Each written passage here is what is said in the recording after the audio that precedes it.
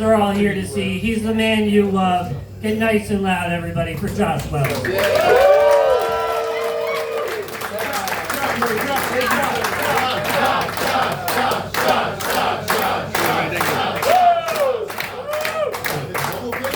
Hi. You know it's my birthday because I have 2 beers and 2 different koozies. Thank you, Jay. I don't like Corona, but I'm gonna drink it. I don't care. It's a thought that counts. Thought that counts. What happened? I thought you had one already. No, I didn't see. Oh, I see. You were the. Because this dude was sitting there drinking a Corona, and I was in his seat setting up my camera, so you saw. I get it though. You did your homework. You tried. Give it up for J-Lat, everyone. Todd. Your government name, Taj. He said we've been doing comedy for 15 years together. For 14 years, he went around calling himself J-Lat. And now, I don't know, he got old. He's like, no, I'm Taj now. By the way, do you guys get it? J-Lat, Taj, it's the same word backwards, guys? All right. We're comedians. We're very clever. Give it up for all the comics you saw tonight so far.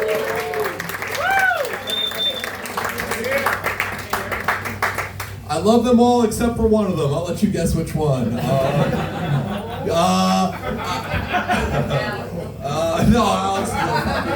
Alex is a goddamn peach. She called New Jersey New Josh Wells land. That's like a huge. That's my flag right there.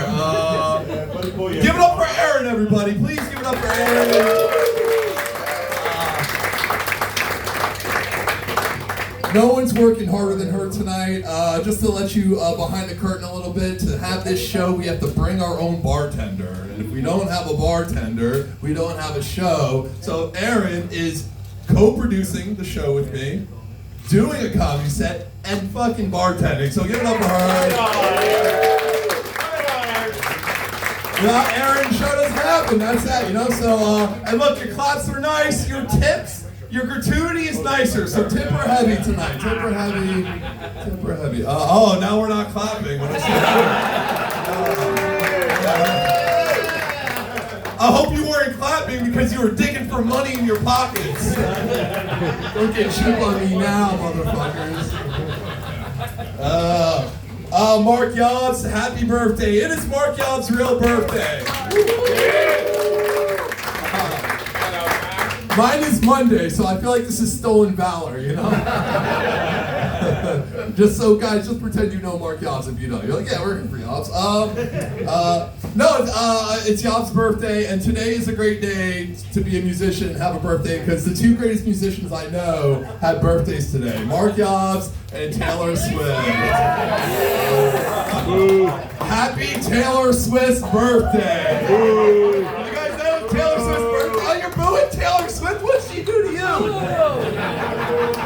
What, do you root for a different team in the AFC North? Get the fuck out of here. Get the fuck out of here. She did nothing wrong. She fucking writes lovely music that she outs abusive ex-boyfriends. Good for her.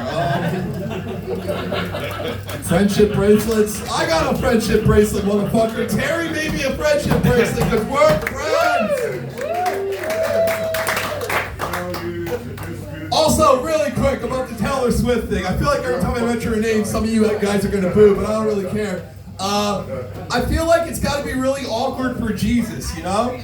Right? Finally, someone more famous than him has a birthday this month. That's tough break, Jesus. Hey, you know what? You people booing Taylor Swift, they booed Jesus too. Think twice before you throw stones. Is all I'm saying. I'm trying to turn the Wawa Social Club into the Taylor Swift Social Club. We'll have monthly meetings hosted by Kate Lawler. Some of you know who Kate is. She's the biggest Taylor Swift fan I know. Yeah, I'm turning 45 on Monday.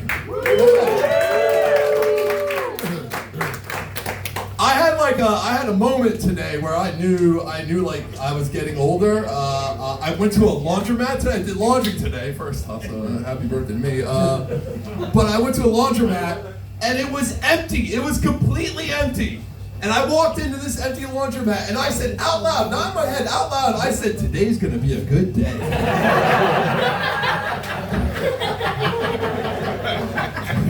And it's great, because now it's like, I don't even care how this show goes, because I'm playing with house money. You know? Oof, I bombed for 30 minutes in a row, but at least that laundromat was empty. Oh, that was nice. Yeah, thank you so much, guys, for being here. It is great to be here. It is. I'm trying to take a break from social media. Yeah. Because of that, I don't know where to go to brag about it. So you guys are in. Woo! Thank you. I like this guy's spirit. And hey, if you didn't laugh at that joke, you can just give it a like. That's fine. Boom! I'm getting laughs, I'm getting likes, I'm getting it all, baby. I'm getting koozies. What's up? We got I doom scroll. That's my problem. We got any other doom scrollers in here? If you didn't clap, I'm going to assume you're doom scrolling right now. I see you. The light is reflecting off your face. I do a doom scroll. I was trying to fight it for years, you know? I was trying to fight it. I was like, I gotta stop. Now what I do is I lean into the doom scroll. If I catch myself doing it, I just keep going, right? Because I realize all that doom scrolling is me looking at a non-stop feed of things I'm jealous of, right?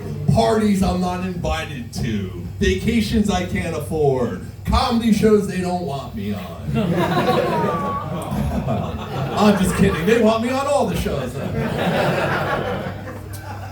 So what I do is I'll just keep scrolling until I finally come across something I'm not jealous of, and then I'm at peace and I can log off. And every single time, it's a baby picture.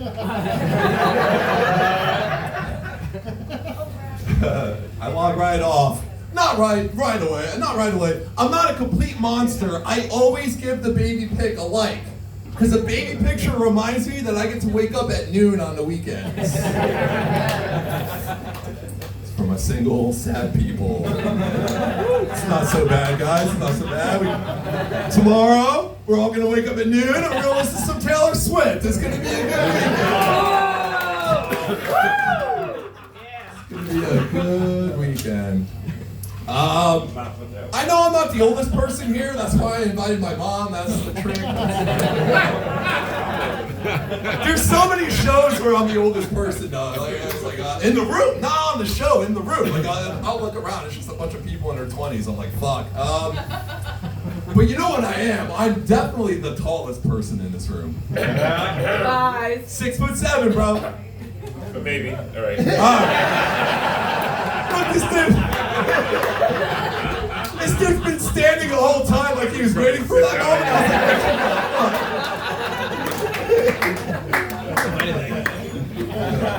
moment. You're probably the tallest black goth dude ever, though.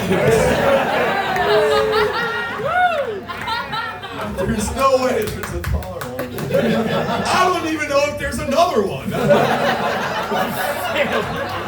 I'm good. Not here, just not anyway. Any night at the Wawa Social Club with minorities in the room is a good night. It's like, we did it. We broke the color barrier again. I'm 6'7". All right, but you're probably gonna feel me on this next bit, man. People will come up to you all the time and ask you how tall you are when you're tall, and it's a little exhausting. You try to be nice, you try to tell everybody, but then like people will be like, you know, they'll start asking dumb questions like, do you play basketball? Obviously, no. I played Dungeons and Dragons in high school. And you know, a lot of people are like, oh, it must be cool to be so tall.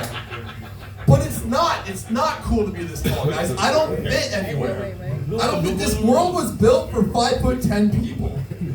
You know what I'm saying? Like, I exceed the occupancy by 9. You guys should see me on an airplane.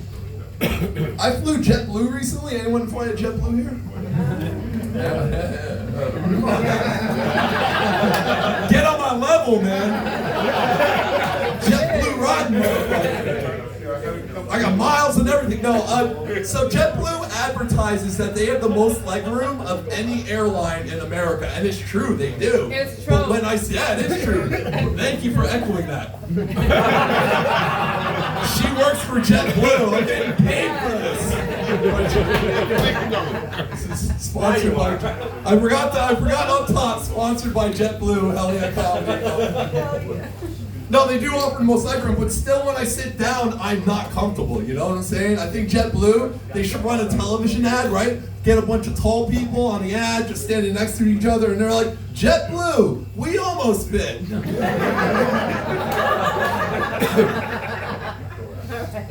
When you're tall, every time you go to a funeral, your first thought when you walk in the room, you look at the casket, and you're like, I'll never fit in that thing.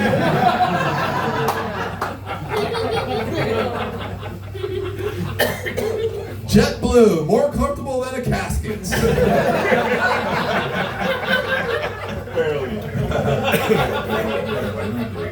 I did that joke recently, and a guy came up to me after the show. I shit you not. He's like, I'm a funeral director. Don't worry, we got something for you.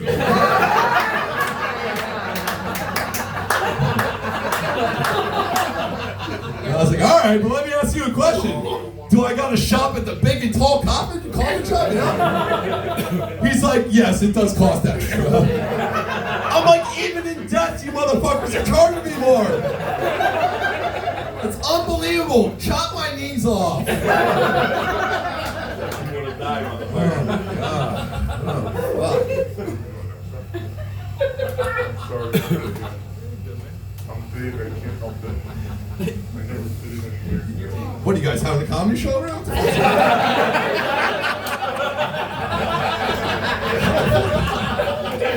going on here? Jesus Christ. I can't wait to go to the comedy show tonight and talk. Don't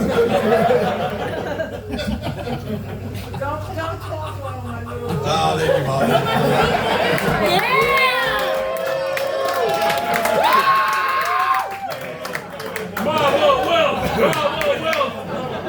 Two things. One, Mama Adler, she's divorced the guy who, we'll get into that in a little bit.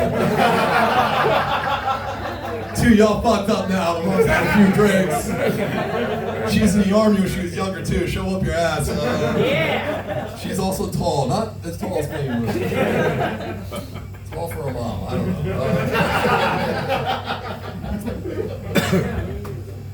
Can I ask you guys a deep question?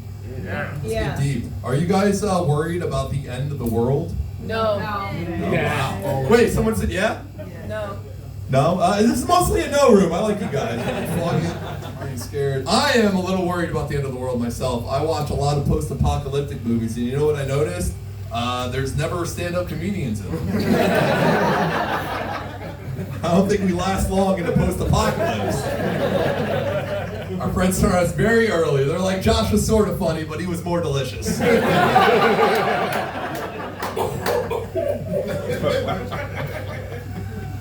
And people be talking about the end of the world. I got a conspiracy theory friend. You guys got this friend? Yeah. Yeah? Are you that? Maybe some of you are that friend. Let's talk after. I love you motherfuckers. I don't believe none of the stuff you say, but I love all of it anyways. Oh man, I love the Hollow Earth. Give me all. That's my favorite one right now. The earth and the earth. My big conspiracy theory friend, he sent me a video recently, and he was like, he texted me the link. He's like, Josh, you gotta watch this video. This dude really knows what he's talking about. The world's gonna end in a month. And I was like, a month? I don't think I have an extra 30 minutes to watch this video. That's a pretty rude ask on your part. Oh man, it's been a good year though. I'm not mad at 2024. It's been all right. I saw the Rolling Stones this summer. Some old band rock. I'm showing my age. I love the Rolling Stones though. I really do. They remind me of my dad. You know, they don't come around that often. And every time they do, I'm pretty sure it's the last time I'm gonna see them.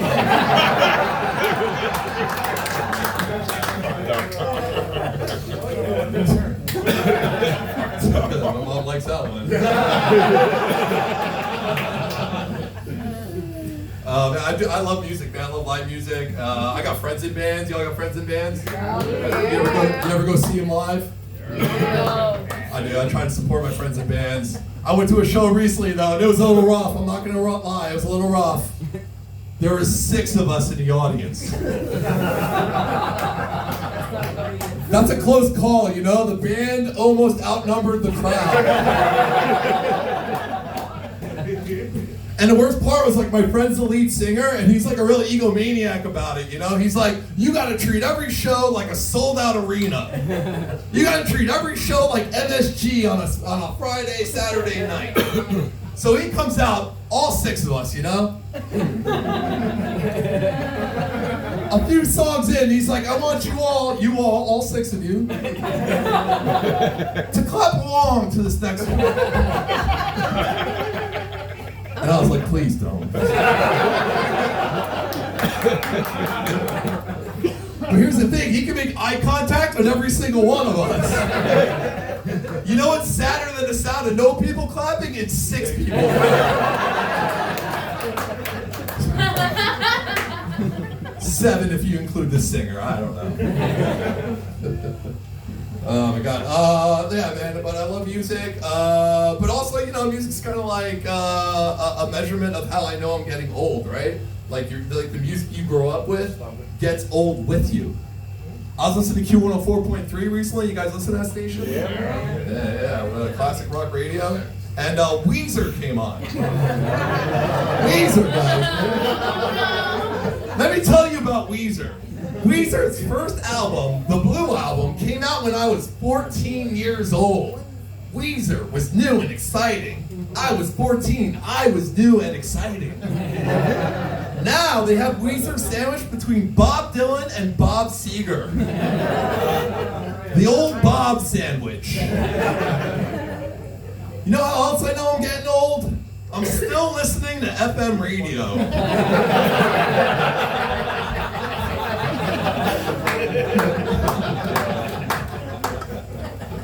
Oh man, it's fucked up.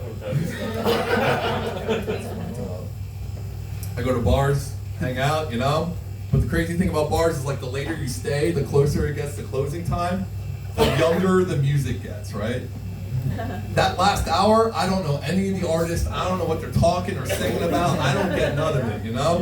Yeah, you feel me on this, right? And then you leave, right? You go home, you sleep, you wake up the next day, you go to Quick Check for a breakfast sandwich, and they are playing the hits of the 90s. It's 10 a.m. I'm in the coffee section, and De La Soul's Me, Myself, and I is blasting. And I'm by myself pouring a coffee. I'm like, hey, yo, turn that up, DJ.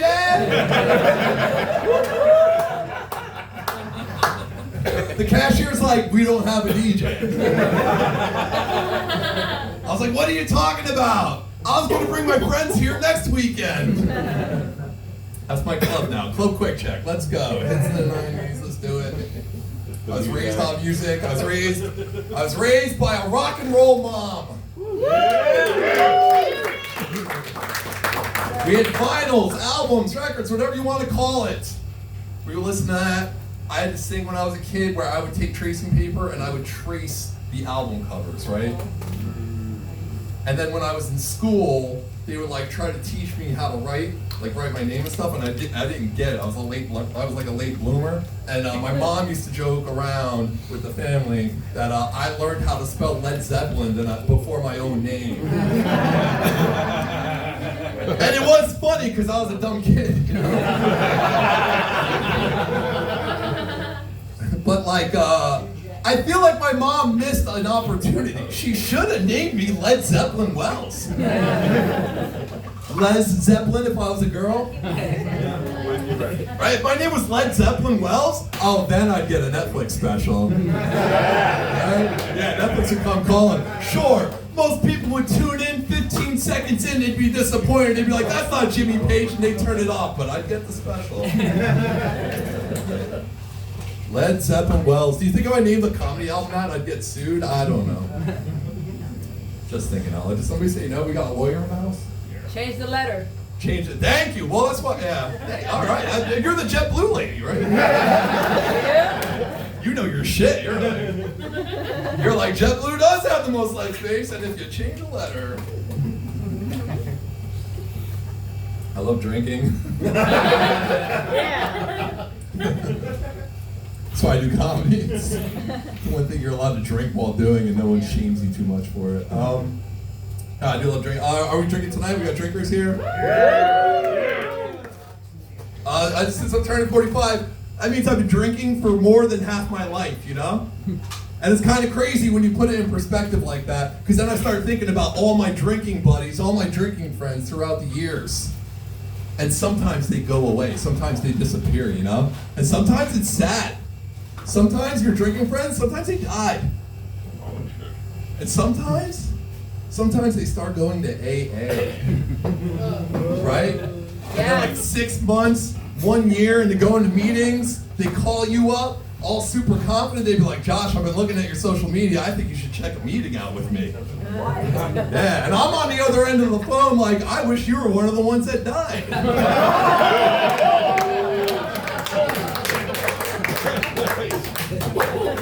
love that you guys clapping that. I had a friend who tried to like talk me into meetings, and he still smokes weed. And I was kind of like, oh, you hypocrite, you know? You still smoke? He's like, no. He's like, it's fine. He's like, my recovery group is okay with pot. We call it California sober. And I was like, wow, good for you, you know? You found a loophole and you made it work for you. And that was inspiring, you know? I wasn't inspired to quit drinking. I was inspired to come up with my own loophole.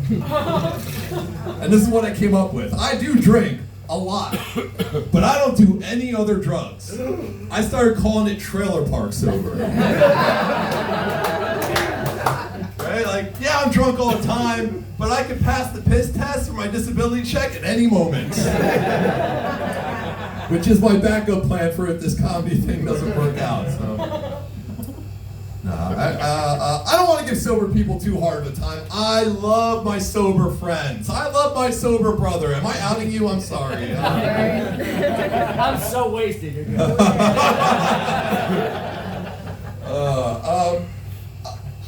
I think it's funny though, like the sober movement is kind of like crazy lately. It's like sober people are trying to camouflage so that they can still hang out with us, right? Like, have you guys seen the non-alcoholic beers? Thank you. Yeah. They look just like regular beers. Waters. Yeah, but they look just like beers. Camouflage, you know what I'm saying? Even crazier, they cost as much as a real beer. Like, holy shit. Like, what's next? What's next? So people are going to start waking up the next morning and pretend to have a hangover. I have one sober friend that was telling me he's high on life. He's like, man, I found soberness and now I'm high on life. And you know what? I hope he is high on life. But why is it that only sober people use that term? I would like to be high on life and drunk on beer at the same time. And you guys clap at some good shit. This is who I surround myself with. That explains a lot. Yeah, I would like to be high on life and drunk on beer at the same time, you know? Like maybe I'll be driving home, I get pulled over. Cop will be like, hey, you were swerving a few blocks back there. How many drinks did you have tonight? I'll be like, well, officer, it's not the amount of drinks I had tonight. It's the amount of life I'm high on. And if you don't have a breathalyzer for that, I think I'll be on my way. It didn't work. I have a DUI. Hey, we got any DUIs in the house? Yes. Oh my! I love this girl. She keeps saying she's gonna close my set out. I will. I'll come up. Actually, you will. I shouldn't have said that. No. Thanks for coming, though. We have Triple H. Look, we have Triple H in the audience. Triple H? Girl. Are you calling him Triple H like the wrestler? What the fuck is going on? No, that's Kid Rock. That's Kid Rock. You were on a run. You were on a run. You said a few really cool, funny things, but you're starting the bomb. Okay. We can drop it. It's not Iraq though. Okay. Where was I? DUI. Exactly. They're not gonna laugh now. Oh. Thank you. Thank you for coming. You have such a good attitude right now. The lights DUI. turned down. Anybody got more than one DUI? We got any 2 DUI I'm really people? sorry. 3 DUIs? No? Sometimes, every now and then, when I'm getting into this joke, there'll be like a dude in a corner hanging out in the shadows, and they'll be like, I've got 4 DUIs. And I'll be like, stop coming to my shows, Dad.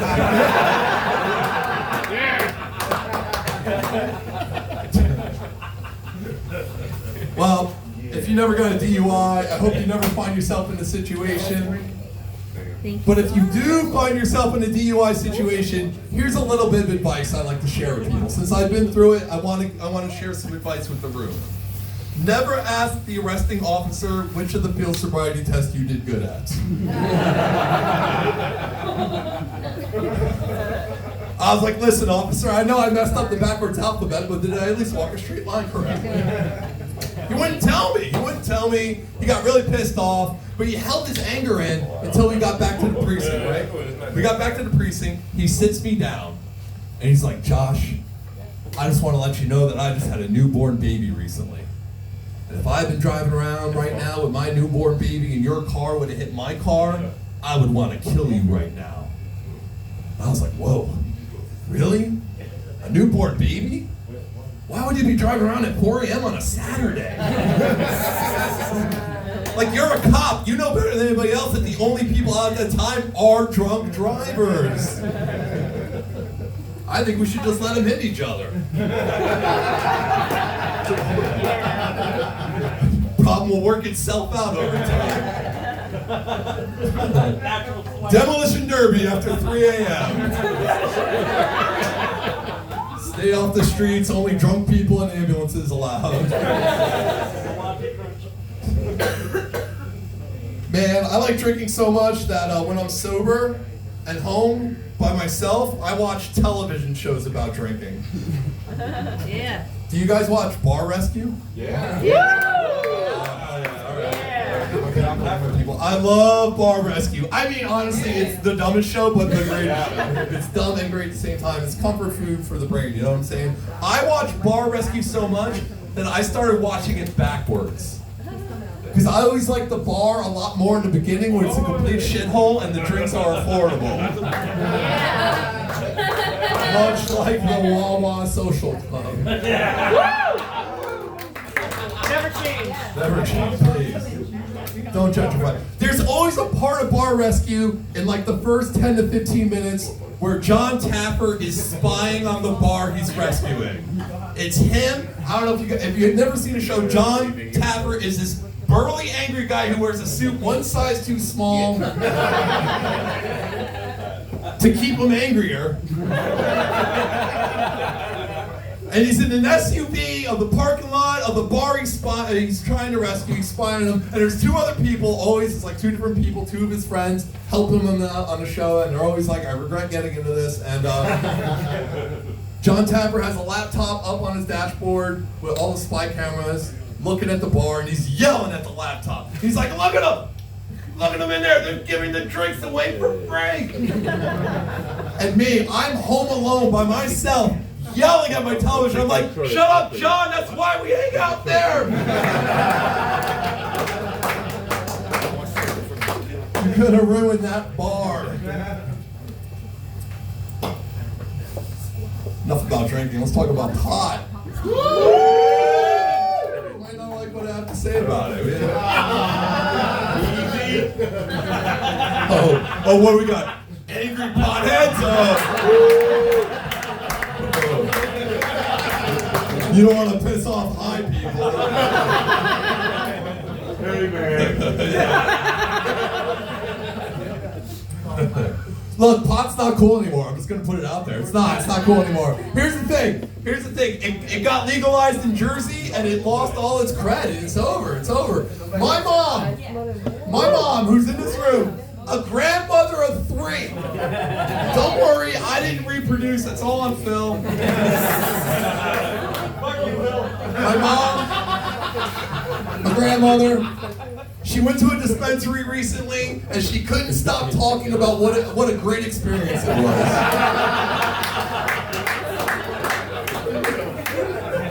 She was like, Josh, this place, it was so clean and organized and orderly. Jeremy, my bud tender, was so knowledgeable.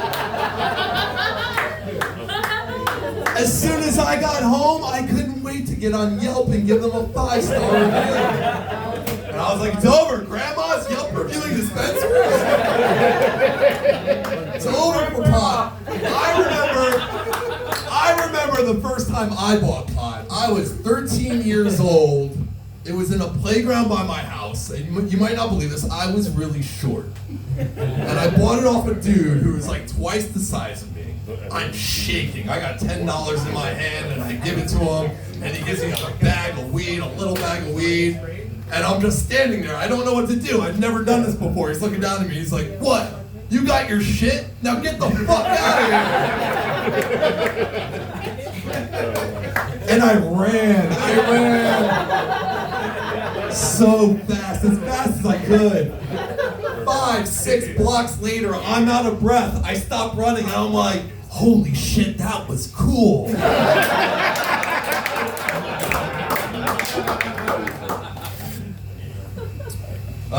I go, okay, just some real quick shit. We got any atheists in the house? Yeah! I am an atheist, but I don't like saying it out loud sometimes, because like the worst part about being an atheist is meeting other atheists. Other atheists, they'll say things like, do you read the books? Did you guys know there's books? I didn't. I became an atheist so I don't have to read the books.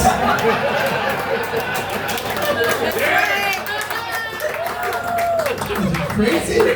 There's no test at the end. You go to a bookstore, right? If you go to the atheist book section, it's so obnoxious. It's These too books much. are 6, 7, 800 pages long. And it's like, how did you write so much book? You don't even have a main character.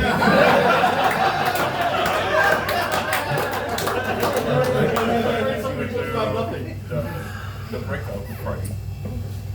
But spiritual people are fun. I try not to shit on them. It's a good time. You know, we're all on this planet just trying to have a good time, right? I think, right? Yeah. We're here to have a good time. I was at a bar recently with 2 friends, and why do so many of my jokes start with, I was in a bar recently? Josh walks into a bar. Yeah, Joshua. Yeah. Fucking hell yeah, raise the roof, motherfucker. That door isn't fucking Josh code, I'm not going in. So I was at a bar recently with a couple friends, and we're talking, we're having drinks, we're having a good time, and unbeknownst to us, there was a psychic sitting next to us the whole time. How did we know she was a psychic? Psychics are the vegans of the spiritual world, they'll tell you.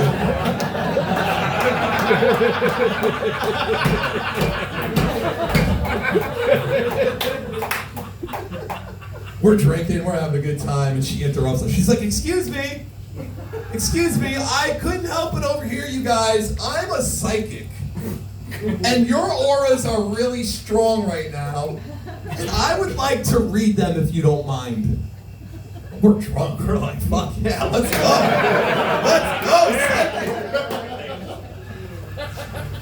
So it's 3 of us, right? I'm the last one. So I have to watch her read my friend's auras first, and she is awful. She is not doing well. She's getting everything wrong. By the time she gets to me, like, I almost feel bad. Like, that's how hard I'm rooting for her. I'm like, come on, I know you can do it, you know? So she's like, all right. She's like, your aura is the strongest. I was like, great. She's like, I get the sense that you're a Virgo. I was like, wrong, Sagittarius. She's like, all right. She's like, let me try again. She's like, I get the sense that you have a sister. I was like, no, a brother, wrong again. She's like, all right, let me try one more thing. I'm like, this is gonna be the last one of the night. Let's go, lady, let's get it. She's like, I get the feeling that your father is no longer with us. I was like, ooh, close. Still alive, but sometimes I wish he wasn't. She got mad at us, though. She got mad at us at the end. By the time she's like, you know what the problem is? She's like, you guys closed up your auras as soon as I started reading them.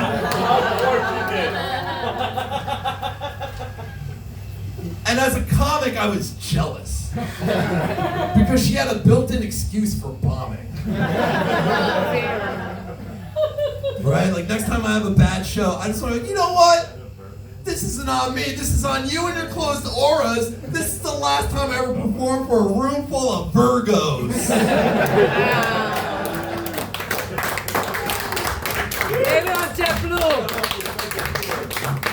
You guys have been so much greater than a room full of Virgos. Thank you so much.